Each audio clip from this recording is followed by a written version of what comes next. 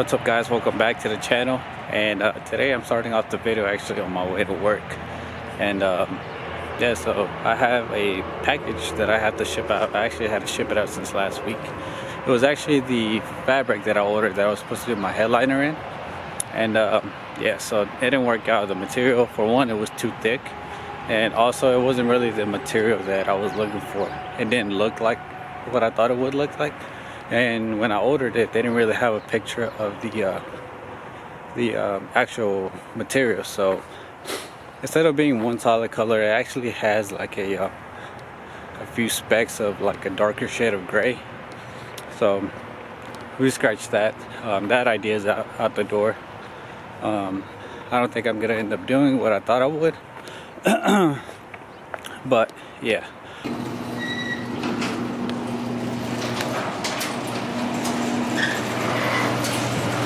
She dirty. Alright guys, so I usually keep the car in the garage. Every now and then I'll keep the E36 in here because I still haven't put in the driver's side window. I have it right here, but I just haven't really found the time to do it. I've been so focused on this car because of Tuner Evo, which I'll actually end up putting a few clips that I had from the show, but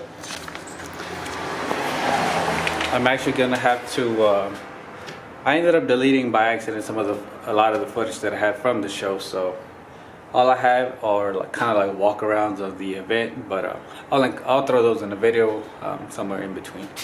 But I wanted to show you guys that how it's a little bit of a hassle getting my car out of the garage.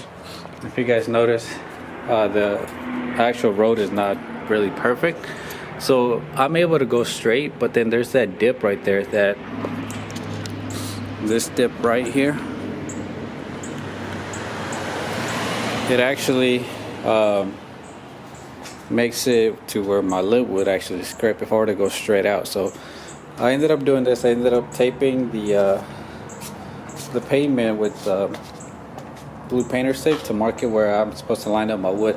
So I'm gonna go ahead and do that, but first I'm actually going to start up the car and let it warm up, because I am gonna have to take this to work. I think it's supposed to rain today, so I can't drive the E36. The E36 is covered up, so we have to take this one until I finally get the window on there.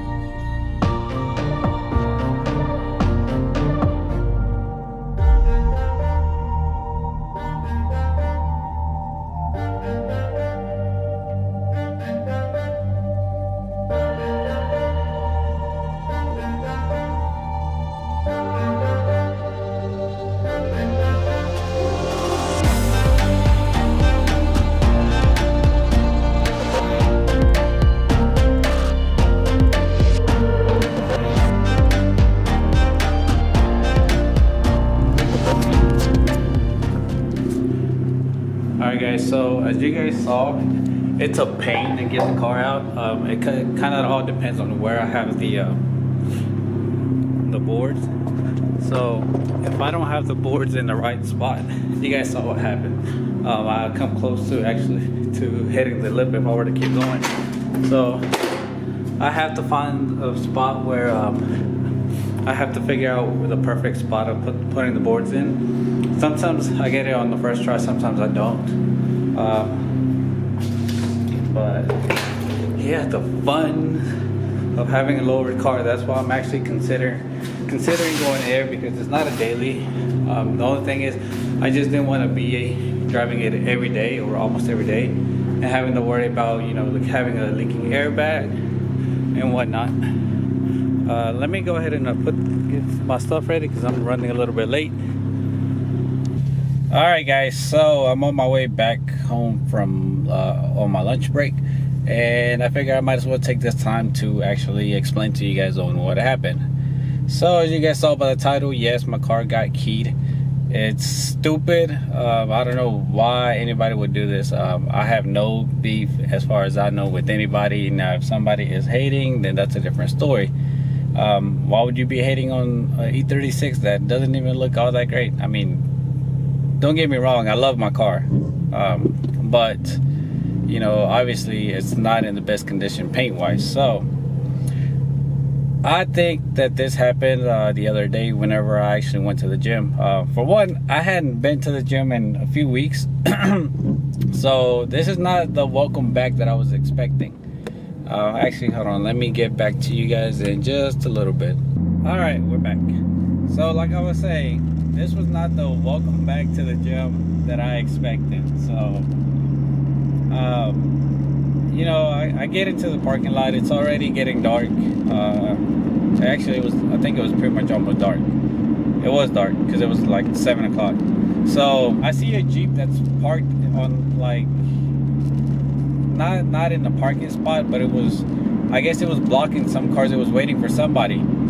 And, you know, I went to go look. I went to go see if anybody was going to park in that spot. If not, then I was going to go move my car and park directly in front of the gym building. So I see the Jeep move, but he had to move because there was a car, I guess, that was coming out and he was blocking them.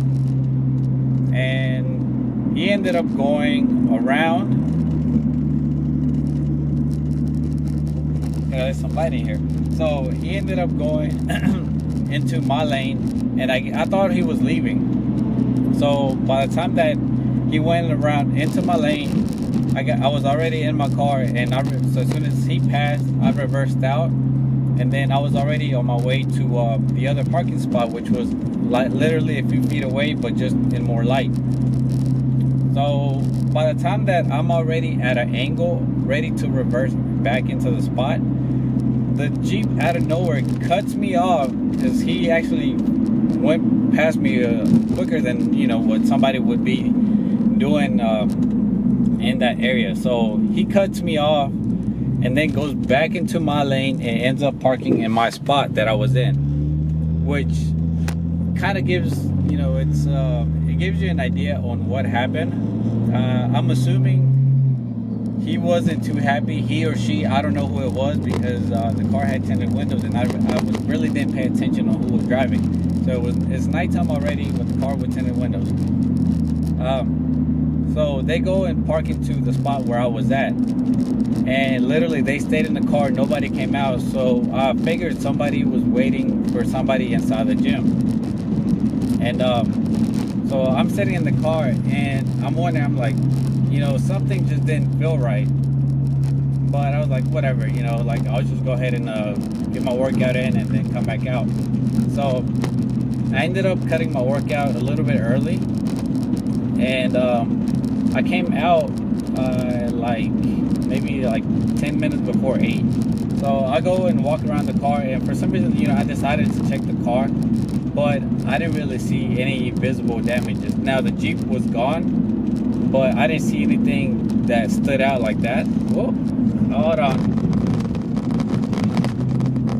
Yeah. So anyways, I get home, everything's fine. Next day I go to work, come back home on my lunch break, and I happen to look back, and that's when I realized there was key marks on the car. And I know for sure those are scratches that were done on purpose, because you can actually see where somebody just kind of probably walked up to it and went like this with the key real quick and walked away. So I mean, like, why would you even do that? Like, especially over a parking spot that you weren't even going to claim. Now I would understand if I cut them off while they were waiting to, you know, on another car to come out so they could take that parking spot. But no, they had the chance to actually park in that same spot whenever they were pulling out, when they were blocking the other car. They could have parked in that spot, but they chose not to. They just kind of went around, and then once I parked in, or once they see me about to park, they want to act all bad or whatever, whoever it was in there, like they want to be mad about it because I took it. So if somebody did that, I mean, how, you know, how depressed, how sad is your life that you have to go key somebody's car over a parking spot? And, you know, honestly, like, yes, it bothers me because obviously it's something that I didn't have intentions of spending money on paint right away. I was thinking about getting the bumpers repainted and then just doing the roof in black vinyl. And so now I'm just kind of looking at other options. But now that, like, after I was thinking about it, if I were to paint all that, and then how much of a difference would it be compared to you know, just painting the rest of the car? Like, the car is not in bad shape body wise, and obviously those could actually be fixed. And to be honest, I feel like I could actually fix the scratches, but I'll probably do that in a different video. I just don't want to make this video too long. It's already long enough. And yeah, so I mean, hopefully this story made sense to you guys. If anybody out there is watching this, hopefully you guys aren't the type to get road rage so easy and so, you know, especially over dumb things, because it's really not worth it. Because if you get caught, you can get yourself in a whole lot of trouble. And I wish I was able to catch the person, but unfortunately the parking lot that I called, well, the owners of the parking lot said that they've been having issues with their camera, so they didn't have any footage on that side of the parking lot, which I guess sucks. I mean, what kind of parking lot does not have working cameras? So they said that they were gonna have somebody go, whenever the day that I called them, supposedly somebody was supposed to come out to take a look at the cameras that day. So either way, I mean, there's nothing that I can do as far as I know. I can't claim it under my insurance because I don't have full coverage on that car. And not that I don't want to get it, but the car's a salvage title. It was actually under a front end collision, but everything's fine. But you guys already know that with a lot of the older cars, it doesn't take much for them to become salvage. So yes, the car's got a salvage title, but everything is good on the car. The frame is good. It all got fixed, and I mean, they showed, like, I spoke with the previous owner, with the guy who got the car fixed, and he showed me pictures of how the car was before, and it really wasn't that bad. But anyways, that's not the point. I hope none of you guys have to go through this because it sucks. I'm just gonna use this as a motivation to make the E36 a lot better than what I expected at first. I just had intentions of having a decent daily and a car to have fun with. But now I'm looking at options of either just repainting the whole car and using this as a way for me to possibly learn how to paint, or maybe for me to possibly learn how to wrap. I do want to consider looking into wrapping the car. That's what I have in mind. It's either finding somebody to help me paint the whole car or wrapping it. And that's just something that I'll probably, that's a nice color. So that's something that I guess I'll look into whenever that time comes. But for now, that's it. Oh, actually, I know you guys probably want to see the damn show. Let me go show you guys. Alright, not sure if you guys are going to be able to see the scratches, but let's see. Let's see if I can get it from this angle. Oop.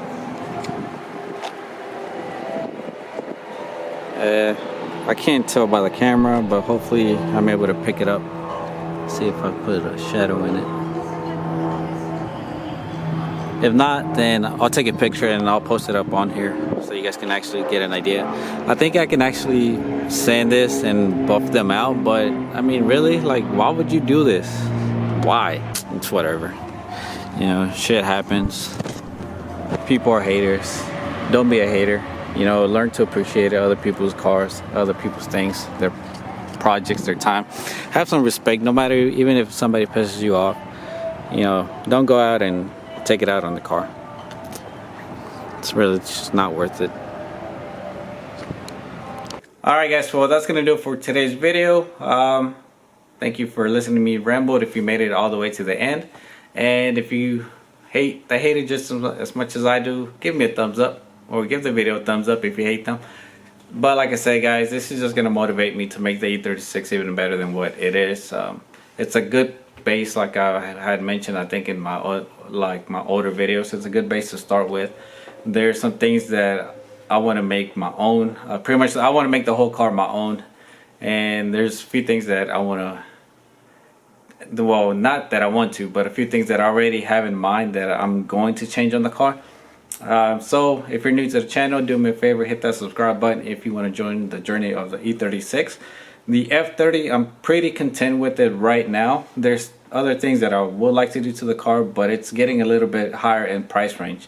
So I'm just going to take my time with that and see what my options are. Maybe I'll probably just focus on the E36 for right now, because you guys know how the F30 looks like. It's at a good spot right now, so maybe I'll put my attention towards the E36 just to make it better. And I'll have to think and see if I want to either keep both cars up on white, which I think it'll be cool to have, but also I do want a car that's a bright color.